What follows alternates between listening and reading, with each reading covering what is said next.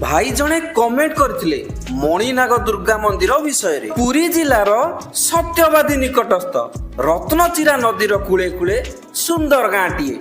गाँटीर ना वीर रामचंद्रपुर। एही गाँर प्रसिद्ध किंबदंती देवी होउचंती माँ मणिनाग दुर्गा। किंबदंती कहे माँ प्रथमे मणिनाग पर्वत रे अवस्थापित थिले और सेठारे नर बलि ग्रहण करुथिले। दिने जणे व्यक्ति को माँ को गमुरा मध्य खाद्य भाव में प्रदान करा जाइथिले मध्य से स्व शरीरे ता परदिन बाहरी आस्थिले एवं बलि प्रथा सफल होई नथिला। कुहा जाए जे सही व्यक्ति जनक एही गाँर जणे तांत्रिक ब्राह्मण आदिवासी थिले एवं माँकर मुख बंदन करी से सेठारु चली आसीथिले। तांकरी प्रचेष्टारे एक दुर्गांकर प्रतिमा निर्माण करा जाई एही गाँ कोणा जाइथिला।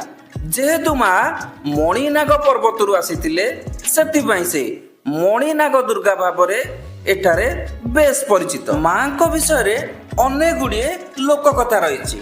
आपण माने निजे एही भली एक सुंदर मंदिर को निहाती जाई बुली आसंतु एवं माँ को विषय रे समस्त तथ्य को जानी दियंतु।